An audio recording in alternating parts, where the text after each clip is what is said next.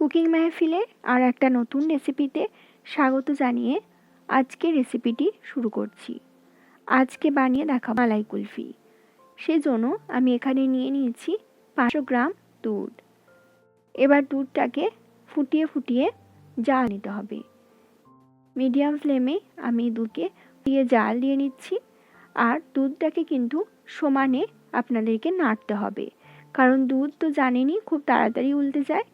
ওই জন্য দুধটাকে কিন্তু নেড়ে নেড়ে অর্ধেক করে নিতে হবে।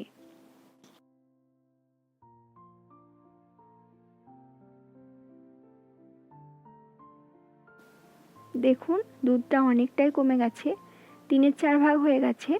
এই পর্যায়ে আমি এর মধ্যে অ্যাড করে দিচ্ছি চিনি।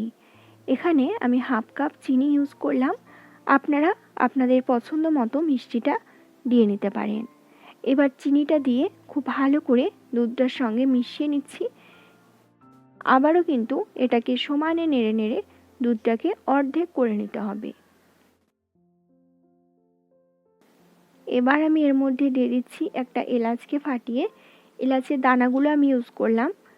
এলাচটা দিলে কিন্তু এই কুলফি মালাইয়ের স্বাদটা অনেক গুণে বেড়ে যায়। আবারও ভালো করে নেড়ে চেড়ে দুধটাকে ফুটিয়ে নিতে হবে। আপনাদের কাছে যদি কেশর থাকে সেক্ষেত্রে কেশরও ইউজ করতে পারেন। সেক্ষেত্রে দুধের কালারটাও সুন্দর আসবে আর খেতেও কিন্তু খুবই ভালো হয়। এবার আমি এর মধ্যে দিয়ে দিচ্ছি ড্রাই ফ্রুটস। এখানে কাজু আর আলমন্ডসগুলোকে আমি খুব মিহি করে কুচিয়ে নিয়েছি। এবার দুধটাকে মিডিয়াম ফ্লেমে নেড়ে নেড়ে অর্ধেক পরিমাণ করে নিতে হবে, যাতে অনেকটাই ঘন হয়ে আসে দুধটা।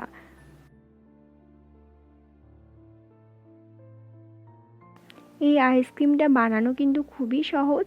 দেখে মনে হয় অনেক কঠিন আইসক্রিম বানানো, কিন্তু একদমই নয়।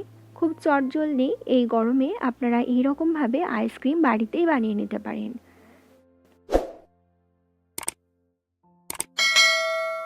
যখন দেখবেন দুধটা ঘন হতে হতে এইরকমভাবে খুন্তির গায়ে লেগে যাচ্ছে, দেখুন একটা কোটিং চলে আসছে, তখন বুঝবেন আপনার এই দুধটা একদম আইসক্রিম বানানোর জন্য রেডি হয়ে গেছে। এবার ফ্লেমটা অফ করে দুধটাকে একদম ঠান্ডা করে নেব। দেখুন আইসক্রিমের এই ব্যাটারটা একদম ঠান্ডা হয়ে গেছে, আর ঠান্ডা হয়ে যাওয়ার পরে অনেকটাই ঘন হয়ে গেছে।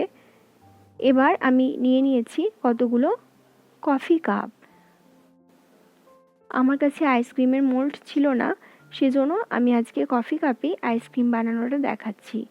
কফি কাপগুলোতে আমি এই আইসক্রিমের ব্যাটারটা ফুল করে দিয়ে দিচ্ছি। যতগুলো কফি কাপে ধরবে ততগুলো কফি কাপই আমি এখানে ইউজ করব। দেখুন সমস্ত কফি কাপগুলোই আমার ফিল করা হয়ে গেছে। এবার এখানে নিয়ে নিয়েছি পলিথিন প্যাকেট। এবার এগুলোকে আমি মাপ করে কেটে নিয়েছিলাম আগেই। এবার মুখটাকে আমি গার্ডারের সাহায্যে সিল করে দেবো, যাতে ডিপ ফ্রিজে রাখার সময় যাতে বরফ না জমে যায়। দেখুন আমি কেমনভাবে সিল করে নিচ্ছি মুখটা। দেখুন একটা আমার সিল করে নেওয়া হয়ে গেল। এই প্রসেসটা ফলো করেই আমি সমস্ত কফি কাপগুলোকেই সিল করে নেব। সমস্ত কফি কাপের মুখগুলোই আমার সিল করে নেওয়া হয়ে গেছে। এবার একটা আইসক্রিমের কাঠি আমি এই কফি কাপের মধ্যে লাগিয়ে দেবো। প্রথমে একটা কাঠ লাগিয়ে নিলাম, তারপরে আইসক্রিমের কাঠিগুলো এক এক করে সমস্ত কফি কাপেই লাগিয়ে দিচ্ছি।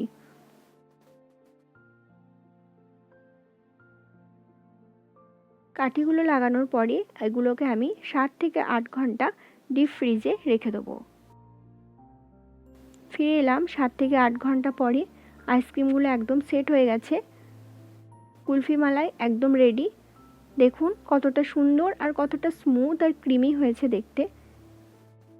প্রচণ্ড গরম ছিল, সেই জন্য ডিপ ফ্রিজ থেকে বের করার সঙ্গে সঙ্গে ক্যামেরা করার আগেই কিন্তু এটা গলে গেছে। দেখা হচ্ছে এরকম আরও একটা মজাদার রেসিপির সঙ্গে। নমস্কার।